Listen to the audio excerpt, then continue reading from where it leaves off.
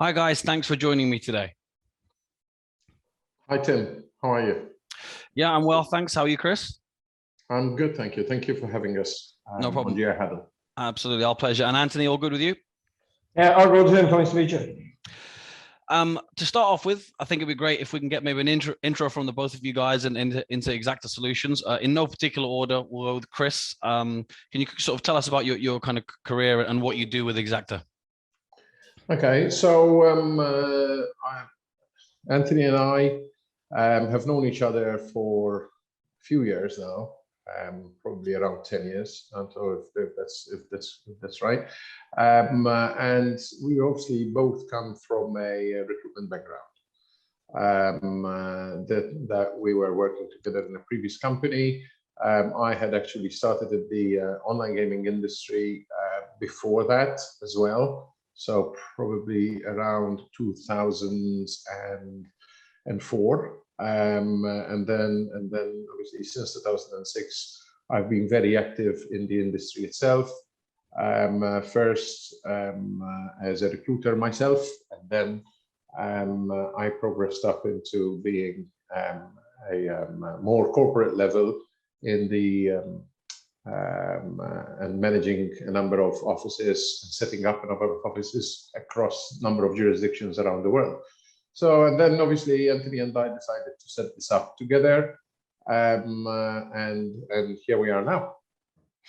And Anthony, a little bit about your background intro. Is it fair to describe you guys as a dream team?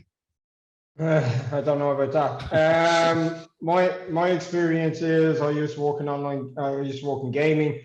Worked with Powers, worked with Ladbrokes. Always had an interest being, like say, coming from horse racing as well. When I used to ride. So, for the last, like say, 15 years, have been in recruitment. That started off in, like say, other industries like construction and oil and gas. But then in 2010, entered into the gaming industry with other companies, and like since then I've been focused on the gambling industry across, like say, Europe and the world, and like say worked with a number of different companies throughout the gambling recruitment sector. But now we set up Exacta, and we're here 3 years, and like say we're growing fast.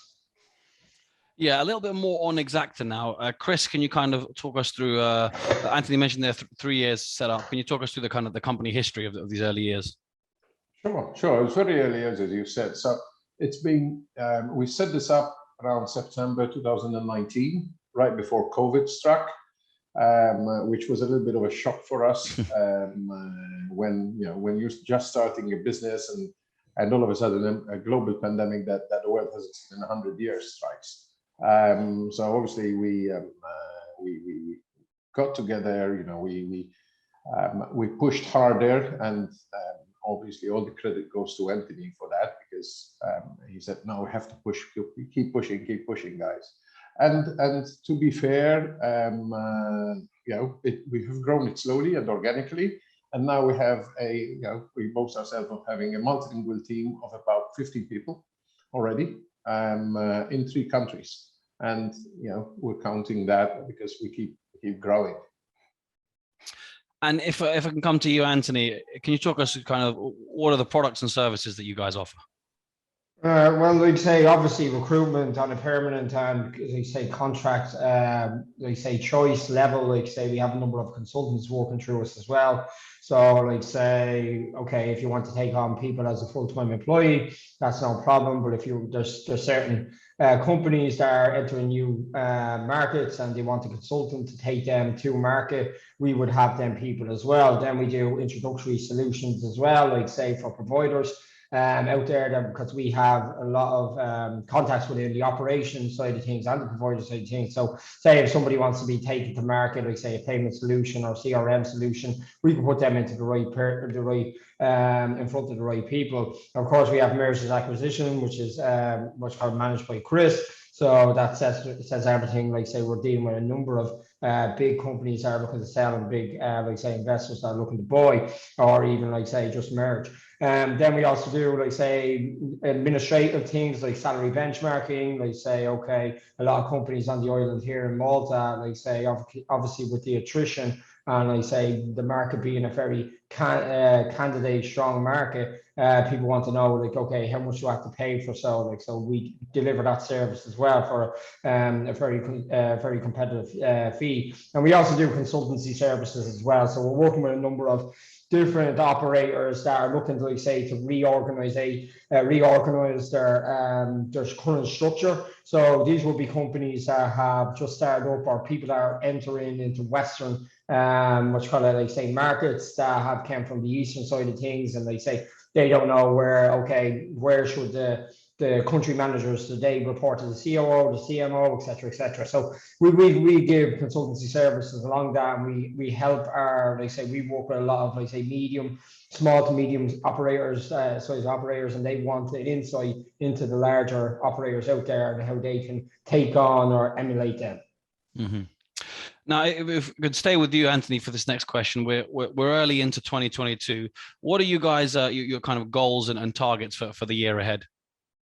Well, it's just like, obviously what I do is, like, I always try to do better than last year. Okay, so we had a great 2021, 2022. I know we're only a few weeks into it, but we say, okay, we're already on top of that, especially with the growth within the team as well. So obviously growing into the team, looking at new markets. We're also looking at, like, say, opening new offices. Like, say, Eastern Europe is a big, like, say, a lot of our, like, say, concentration goes on to like, say, positions are based in Sofia more than anything else. So Sofia is going to be our next port of call when it comes to, like, say, opening an office. We have a lot of work going on in Latin America, a lot of work going on in Africa, and the US it's something that we didn't go after, but it's something that is coming to our doorstep. So, like, say, obviously we would love to have somebody based in the States, so we could say we're specialists at that side of things. But at the moment, we're working with people that we have very good relationships with in Europe that want us to do the exact same in the States. And, like, as you know, like, say, especially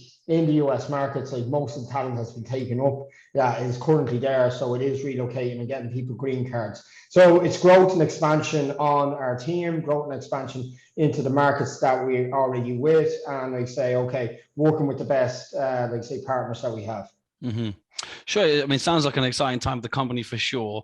And as you guys have mentioned, obviously two key focuses are M&A and recruitment. As an editor, as my colleagues will say, when I met you guys at a trade show in Amsterdam, when you said those were your focuses, I thought my eyes lit up, because great areas to talk about for Gambling Inside, and you guys have written some great columns for us since we started working together. When it comes to M&A, Chris, as Anthony mentioned, this is your sort of your bag, your kind of key area of expertise. Can you talk us through kind of the biggest trends at the moment, if we're looking at it from a general view when it comes to iGaming M&A? Yeah, we've seen a significant increase in the activity. I mean, and this is probably has been brought about by the increased levels of compliance across the globe. Okay, so obviously that means increasing costs. So companies are looking more and more to merge or to be acquired, or the bigger companies are looking to acquire the smaller companies. When COVID, I referred to this earlier, but when COVID struck, people thought it would put a halt to the M&A activity, but we quickly saw some big deals happen. And one of them was the Flutter Entertainment and the Stars Group merger. I mean, maybe people were expecting it, maybe others weren't. So, but that happened, and after that, obviously, right now we're going through the Playtech sale. Just today, we got to know that Aristocrat pulled out. So. A lot of rumors and a lot of people saying different things about that. But anyway, so obviously it's driven by a lot by geographical diversification, and the number of markets have become rapidly less viable because of what we said earlier. Increased regulation and increased costs. So obviously M&A has become more and more a tool in the bigger companies and the acquirers' hands to expand their markets. And obviously, as always, there's two sides to every story. and the smaller companies and the medium-sized companies are looking to merge with the bigger operators to get the advantages that or get the investment that they need.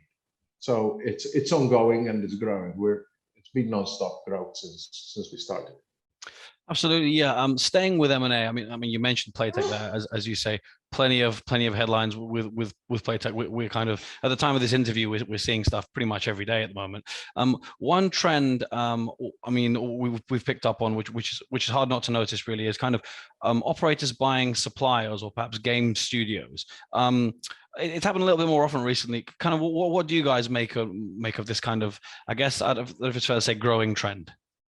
Yeah, it is become a relatively common occurrence, I would say, and we've come across a number of these deals. I mean, we're dealing with a couple of them as we speak, and helping. We're on the lookout for, as you mentioned, game studios, for example. Everyone is looking for game studios because obviously of the lack of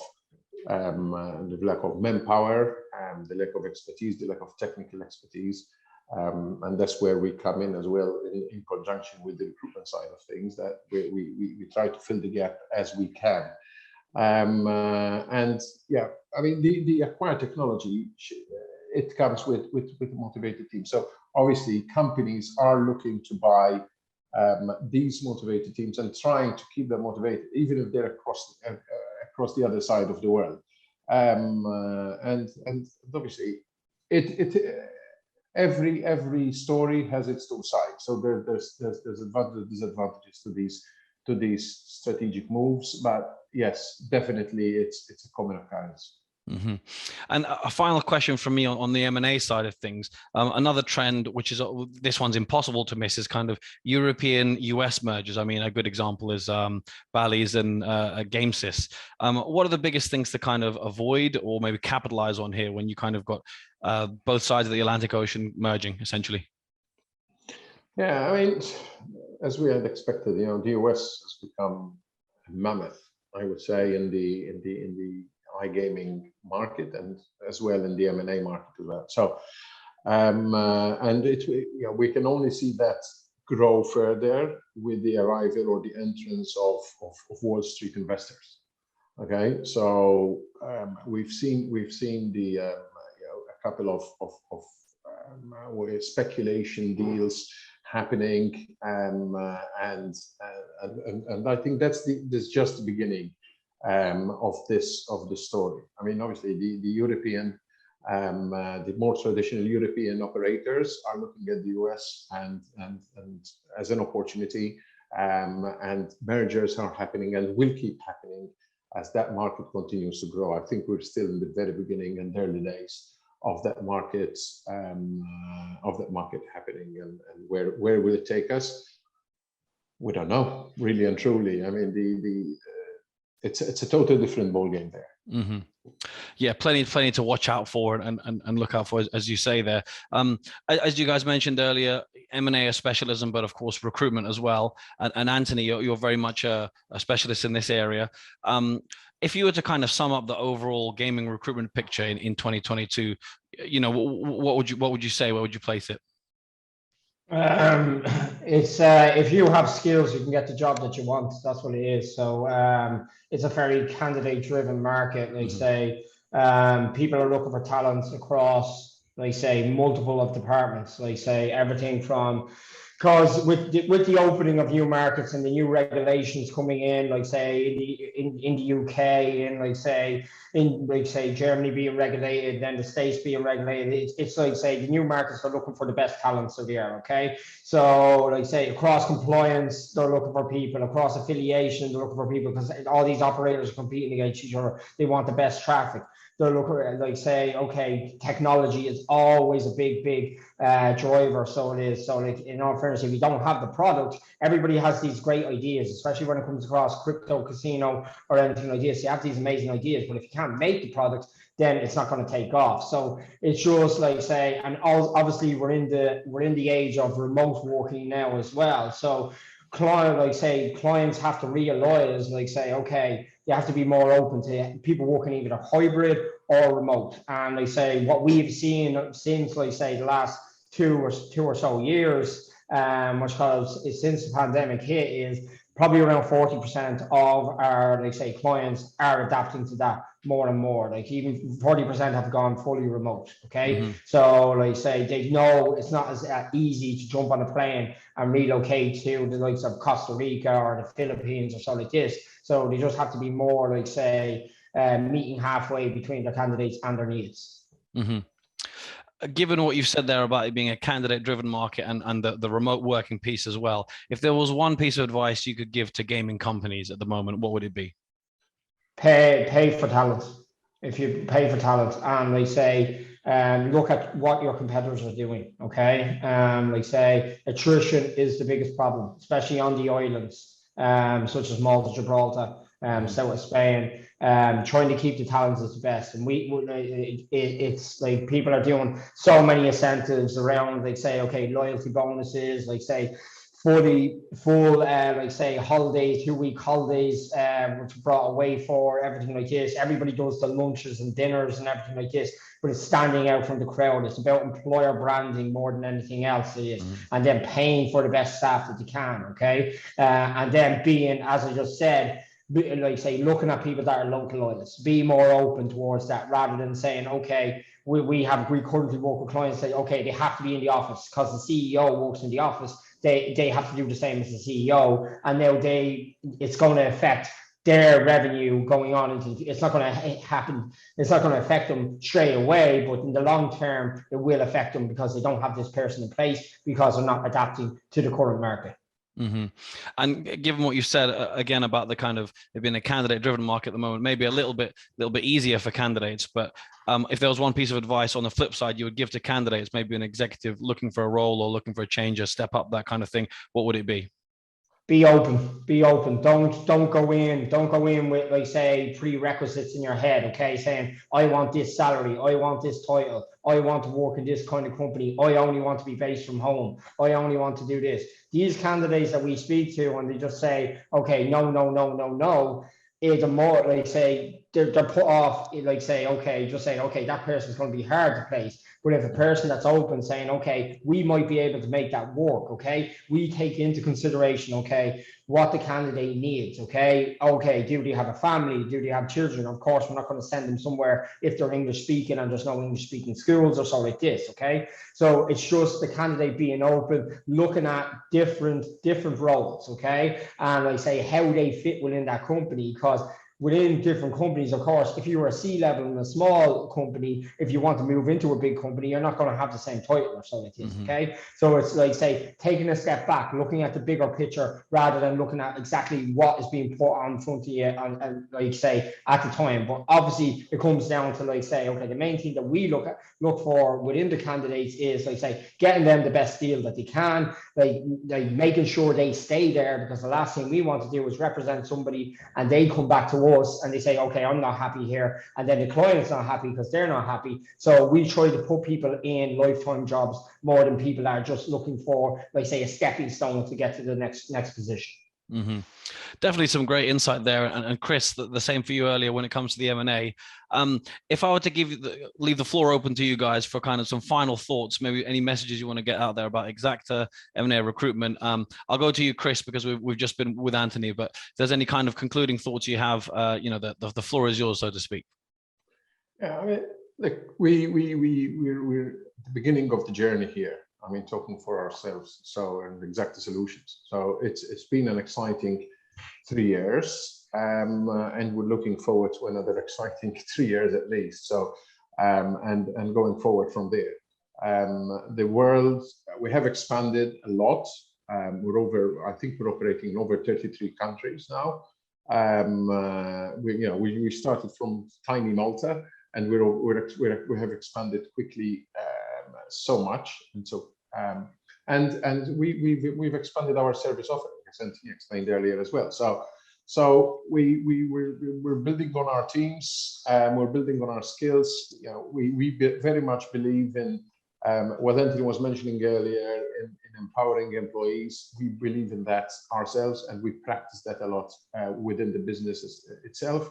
And that hopefully will take us into expanding into other markets, as we mentioned earlier, into setting up new offices in new territories. And the world is our place. More once this pandemic is over, and it looks like there's a light at the end of the tunnel. Who knows how much this will grow and how further the markets will grow and open even further. So looking forward to it. And Anthony, any final thoughts from yourself? If you're working in gaming and you want to progress within gaming, speak to me. Okay, so we have a team. It's not just me; it's a team. Like we, as Chris said, we have lots of other people. So we have specialisms. Okay, it's not just me trying to put everybody into everywhere. So we have specialisms across operations, marketing, technical, product, across, like say, we don't only deal with operators, we deal with providers. We don't only, like say, look at sportsbook or casino, we look at esports, we look at poker, we look at the social gaming side of things. We're even looking at crypto now at the moment also. So like say, if you're required talent, or if you want to take the next step into a move, or like say into a bigger challenge, reach out to us here in Exacta and reach out to myself. I'm sure you're going to share all our details with Tim. Well, Chris, Anthony, thanks very much for your input, your answers. It's a pleasure speaking with you guys. Thank you for having us. Thanks, Tim. Ciao.